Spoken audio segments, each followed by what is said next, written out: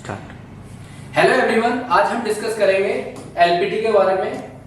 Previous lecture में हमने discuss किया था कि एनडीटी क्या होता है, उसमें कितने मेथड होते हैं, किसकी डिमांड इंडस्ट्री में ज्यादा है, एनडीटी में कितने लेवल होते हैं और उसका क्या एप्लीकेशन होता है, वो सारी चीज हम डिस्कस कर चुके हैं। आज हम डिस्कस करेंगे एलपीटी के बारे में, क्योंकि एलपीटी भी एक एनडीटी का मेथड होता है जो कि बहुत इंपॉर्टेंट मेथड है और इंडस्ट्री में भी ये बहुत ज्यादा यूज होता है।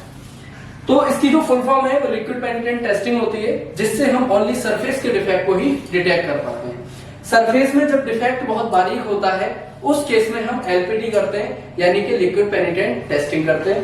एलपीटी जो किया जाता है वो केमिकल के थ्रू किया जाता है। हमारे पास में 3 केमिकल होते हैं, जैसे कि आपको ये दिखाई पड़ रहे हैं। पहला केमिकल होता है हमारा क्लीनर, दूसरा केमिकल होता है पेनिट्रेंट, तीसरा हमारा केमिकल होता है डेवलपर। जब ये केमिकल है तो हम जानते हैं कि ये लिक्विड फॉर्म में होंगे, तो इसकी एक लिमिटेशन भी होती है। होता क्या है कि अगर हमारे पास में कोई ऐसे मटेरियल है जो लिक्विड को सोख लेते हैं तो उन पे हम एलपीटी नहीं कर सकते। क्यों? क्योंकि वो मटेरियल पोरस होंगे और जब वो लिक्विड को सोख लेंगे तो हमें उसमें कोई भी रिजल्ट नहीं मिल पाएगा। तो हम ओनली नॉन पोरस मटेरियल पे ही एलपीटी कर सकते हैं। नॉन पोरस मटेरियल वो मटेरियल होते हैं जो लिक्विड को नहीं सोखते हैं, जैसे कि अगर हम बात करें हमारा स्टील हो गया, एल्यूमिनियम हो गया, कॉपर हो गया, ग्लास हो गया। वो मेटल भी हो सकते हैं, नॉन मेटल भी हो सकते हैं। जो हम पोरस मटेरियल की बात करें, जैसे वुड हो गई, लकड़ी, हमारा कंक्रीट हो गया, ठीक है, तो उस पर भी हम जो एलपीटी है वो नहीं कर सकते। एलपीटी को हम कुछ और नाम से भी जानते हैं, एलपीआई, पीटी, डीपीटी और डीपीआई भी बोलते हैं। जैसे कि एलपीटी की फुल फॉर्म हमारी लिक्विड पेनिट्रेंट टेस्टिंग हो गई, ऐसे ही एलपीआई की लिक्विड पेनिट्रेंट इंस्पेक्शन, पीटी की पेनिट्रेंट टेस्टिंग, डीपीटी की डाई पेनिट्रेंट टेस्टिंग और डीपीआई का मतलब होता है डाई पेनिट्रेंट इंस्पेक्शन। तो एलपीटी को हम इतने सारे नाम से जानते हैं। पहले के समय में हम डीपीटी इसको नहीं बोलते थे, इसको हम बाद में जब क्योंकि क्या है कि जो डीपीटी है, डी फॉर होता है डाई, इसमें जो हमारा कलर होता है वो बाद में ऐड हुआ है, तो इसलिए इसको हम डाई पेनिट्रेंट टेस्टिंग भी बोलने लग गए। तो ओनली हम सरफेस के डिफेक्ट को ही डिटेक्ट कर सकते हैं। वो डिफेक्ट जब हमारे सरफेस में बहुत बारीक होता है, जो हमारी नेक्ड आई से दिखाई नहीं पड़ता है, तो उसकी विजिबिलिटी को बढ़ाने के लिए ही हम क्या करते हैं, एलपीटी करते हैं। एलपीटी से हम कौन कौन सी डिसकंटिन्यूटी, कौन कौन से डिफेक्ट को डिटेक्ट कर सकते हैं। अगर हमारे मटेरियल में सरफेस में डिफेक्ट है, जैसे कि पोरोसिटी है, पिन होल है, क्रैक है, ठीक है, सोल्डरिंग है, लैप्स है, बिलो होल है, तो ये सारे डिफेक्ट को या डिसकंटिन्यूटी को हम डिटेक्ट कर सकते हैं।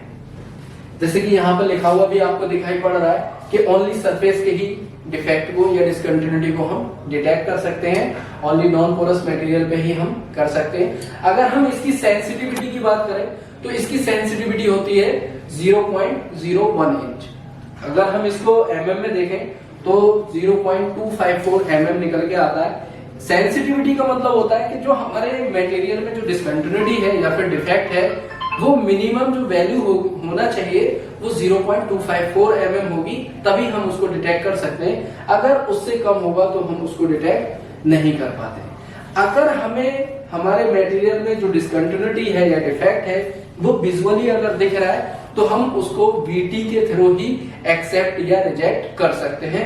उसके लिए हम एलपीटी नहीं करेंगे, क्योंकि खुद ही ये चीज अंडरस्टूड होनी चाहिए। क्योंकि अगर हमें सामने से ही जो विजुअली दिखाई दे रहा है कि यहाँ पर डिफेक्ट है या डिसकंटिन्यूटी है, तो उस पर हम एलपीटी क्यों करेंगे। ये समझिए कि अगर हम एलपीटी करेंगे तो हम अपने केमिकल को और हम अपने समय को खराब कर रहे हैं। तो उस केस में हम एलपीटी करते हैं जब हमारी जो डिसकंटिन्यूटी है, डिफेक्ट है, बहुत बारीक है और हमें नेक्ड आई से दिखाई नहीं दे रहा है, तो उसकी विजिबिलिटी को बढ़ाने के लिए हम क्या करते हैं, एलपीटी करते हैं। जैसे कि यहाँ पे आपको लिखा हुआ भी दिखाई दे रहा है कि डीपीटी भी बोलते हैं, डाई पेनिट्रेंट टेस्टिंग, एलपीआई, पीटी। जैसे कि अभी हमने बात की कि इसकी लिमिटेशंस की कि हम पोरस मटेरियल पे एलपीटी नहीं कर सकते। पोरस मटेरियल वो मटेरियल होते हैं जो लिक्विड को सोख लेते हैं। जो पोरस है वो पोर्स से मिलकर बना होता है, यानी कि जो छिद्र वाले मटेरियल होते हैं, क्योंकि हम उसमें लिक्विड अप्लाई करेंगे तो वो क्या करेंगे, सोख लेंगे। जैसे कि लकड़ी हो गई, स्पंज हो गया, तो इसमें हम जब लिक्विड अप्लाई करते हैं तो वो उसको सोख लेगा, तो उसमें हमें कोई भी रिजल्ट नहीं मिलेगा। तो ओनली हम नॉन पोरस मटेरियल का ही एलपीटी कर सकते हैं।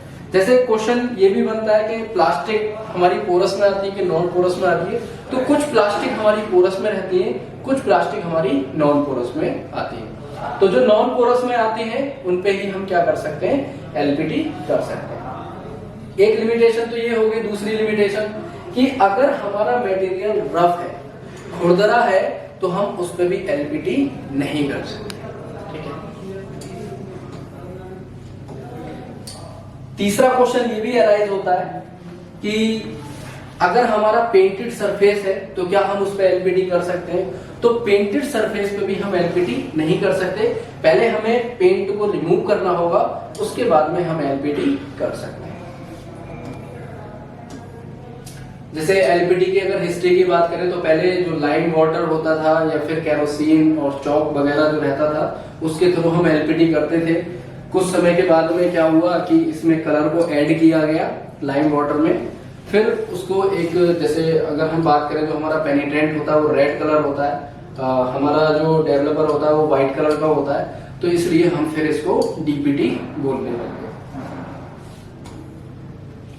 ये सब आप पढ़ सकते हैं। अब आते हैं हम एलपीटी के प्रोसेस के बारे में। अगर हमारे पास में कोई भी मटेरियल है तो जो प्रोसेस है उसको हमें स्टेप बाय स्टेप क्या करना पड़ेगा, फॉलो करना पड़ेगा। अगर हमारी एक भी स्टेप मिस होती है तो हमें कोई भी रिजल्ट नहीं मिलेगा। अगर हम बात करें जैसे फॉल्स इंडिकेशन की, तो क्या होता है कि अगर हमारा प्रोसेस सही से फॉलो नहीं होगा, जो स्टेप्स है उनको अगर हमने फॉलो नहीं किया तो हमें फॉल्स इंडिकेशन मिलेंगे।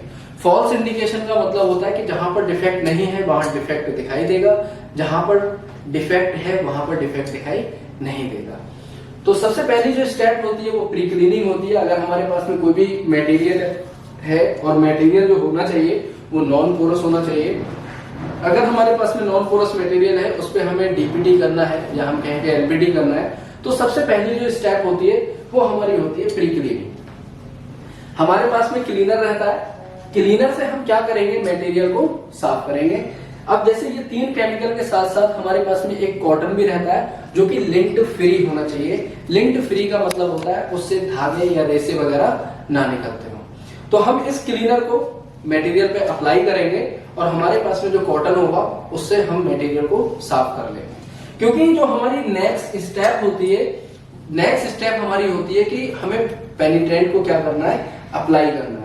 अगर हम क्लीनिंग अच्छे से नहीं करेंगे तो हमारा जो पेनिट्रेंट है, जहां पर डिसकंटिन्यूटी या डिफेक्ट होगा, वो पेनिट्रेंट हमारा उसमें सिट नहीं करेगा। ठीक है। तो इसलिए हमारी जो प्री क्लीनिंग है एलपीटी के केस में मैंडेटरी है, कंपलसरी है। प्री क्लीनिंग हम इसलिए करते हैं क्योंकि हमारा जो डिसकंटिन्यूटी और डिफेक्ट है वो बहुत बारीक होता है, तो उस पर कोई भी डस्ट या ऑयल या ग्रीस वगैरह अगर लगा होगा तो हमारी जो डिसकंटिन्यूटी या डिफेक्ट जो है वो क्या हो जाएगा, क्लोज हो जाएगा। अगर हम उस पर पेनिट्रेंट को अप्लाई करेंगे वो पेनिट्रेंट हमारा उसके अंदर सिट नहीं करेगा, इसलिए हम क्या करेंगे, प्री क्लीनिंग अच्छे से करेंगे। जो भी डस्ट या ऑयल या ग्रीस है वो क्या हो जाना चाहिए, रिमूव हो जाना चाहिए, या हम कहें कि हमारा सरफेस क्लीन हो जाना चाहिए। क्लीन करने के बाद में हमारा सरफेस को हमें ड्राई थोड़ी देर तक छोड़ देना है कि ड्राई हो जाए। उसके बाद में हमें क्या करना है, नेक्स्ट स्टेप में अप्लाई करना है हमें पेनिट्रेंट को, जो कि हमारा रेड कलर का होता है। ठीक है। इस पेनिट्रेंट को अप्लाई करेंगे, जैसे कि आपको डायग्राम में भी देखने को मिल रहा है, कुछ इस तरीके से पेनिट्रेंट को अप्लाई करते हैं। इसका भी कुछ ना कुछ स्टैंडर्ड होता है। जो हमारा पेनिट्रेंट है वो रेड कलर का होता है, या हम मैरून कलर भी बोल सकते हैं। और इसको अप्लाई करने की जो डिस्टेंस होनी चाहिए, जो दूरी होनी चाहिए, वो 15 सेंटीमीटर टू 30 सेंटीमीटर तक होना चाहिए। जो एंगल होना चाहिए वो 45 डिग्री से हम अप्लाई करेंगे इसको। ठीक है। उसके बाद में इसको अप्लाई करने के बाद में हम कुछ समय के लिए पेनिट्रेंट को छोड़ देते हैं, क्योंकि जो हमारी डिसकंटिन्यूटी या डिफेक्ट है वो बहुत बारीक होती है, तो उसमें पेनिट्रेंट को सिप करने के लिए कुछ ना कुछ समय चाहिए होता है। तो अकॉर्डिंग टू द टेम्परेचर हम उसको क्या करेंगे, छोड़ देंगे। जो हमारा जिस समय को हम जो बोलते हैं वो डुअल टाइम बोलते हैं। डुअल टाइम जो होता है हमारा वो 5 मिनट्स टू फ्यू आवर तक होता है। फ्यू आवर का मतलब 2 घंटे तक। अब ऐसा कभी भी नहीं होता कि हम पेनिट्रेंट को 2 घंटे तक छोड़ देते हैं। क्या होता है कि 5 मिनट, 6 मिनट, 10 मिनट, 12 मिनट, कुछ इस तरीके से हमारा डुअल टाइम रहता है। अगर हम एनसीआर में कर रहे हैं तो हो सकता है कि 5 मिनट दें। अगर हम कश्मीर में कर रहे हैं जहां पर बर्फ वगैरह गिर रही है तो उस समय हमें हो सकता है कि 10 मिनट या 12 मिनट देना पड़े। तो वो हमारे टेम्परेचर के ऊपर भी डिपेंड करता है और हमारे मटेरियल के ऊपर भी डिपेंड करता है। उसके बाद में जब हम डुअल टाइम दे देते हैं, डुअल टाइम के बाद में हम क्या करते हैं कि जो हमारे काम का पेनिट्रेंट होता है वो इसका मतलब हमारी यहाँ पर भी डिसकंटिन्यूटी है वो यहाँ पर शिफ्ट कर गया होगा और बाकी का जो ऊपर जो पेनिट्रेंट हमारा पड़ा रहता है उसको हम क्या करते हैं, रिमूव कर देते हैं। जो हमारी स्टेप होती है उसको बोलते हैं हम रिमूव एक्सेस पेनिट्रेंट। यानी कि जो एक्सेस पेनिट्रेंट है, ये जो हमारा एक्सेस पेनिट्रेंट है इसको हम क्या करेंगे, रिमूव करेंगे। रिमूव करने का जो तरीका होना चाहिए वो लीनियर वे में होना चाहिए। रबिंग अलाउ नहीं होती है। हमें क्या करना है, इस तरीके से हमारे पास में जो कॉटन होगा उससे हमें पेनिट्रेंट को इस तरीके से रिमूव करना है, उठा के फिर से इसे रिमूव करना है। ज्यादा मैकेनिकल फोर्स नहीं लगाना है, स्मूथली हमें इसको क्या कर देना है, रिमूव कर देना है। रिमूव एक्सेस पेनिट्रेंट के बाद में हमें अप्लाई करना होता है फिर डेवलपर। हमारा जो तीसरा केमिकल है जो कि व्हाइट कलर का होता है, इस डेवलपर को हम मटेरियल के ऊपर अप्लाई करते हैं। अब डेवलपर का जो काम होता है वो होता है ब्लॉटिंग। ब्लॉटिंग का मतलब है जो पेनिट्रेंट अंदर गया हुआ है मटेरियल के उसको ऊपर की तरफ क्या कर लेता है, ये खींच लेता है। ठीक है, तो एक तो पहला काम डेवलपर का ये हो गया कि जो हमारा पेनिट्रेंट अंदर गया हुआ उसको ऊपर की तरफ खींच लेगा। और सेकंड इसका काम होता है कि ये बैकग्राउंड जनरेट करता है या हम कह सकते हैं कि कलर कॉन्ट्रास्ट देता है। अब क्या होगा, क्या डेवलपर जैसे ही हम अप्लाई करेंगे तुरंत हमारा जो पेनिट्रेंट है वो ऊपर की तरफ खिंच आएगा, तो ऐसा नहीं होता है। डेवलपर अप्लाई करने के बाद भी हमें डेवलपिंग डुअल टाइम देना पड़ेगा जो कि 2 मिनट से लेके 60 मिनट तक हो सकता है। किसी बुक्स में 2 मिनट से 45 मिनट भी दे रखा है, किसी बुक में 2 मिनट से 30 मिनट भी दे रखा है। तो आप 2 मिनट से 45 मिनट या 60 मिनट इस तरीके से याद रख सकते हैं। जो हमारा डेवलपिंग डुअल टाइम होता है वो हमारे प्रोसीजर में लिखा होता है कि हमें कितनी देर के बाद में इंटरप्रिटेशन करना है। तो जैसे प्रोसीजर में 2 मिनट दे रखा है तो 2 मिनट के लिए हम डेवलपिंग डुअल टाइम देंगे। नेक्स्ट स्टेप होती है हमारी इंटरप्रिटेशन की।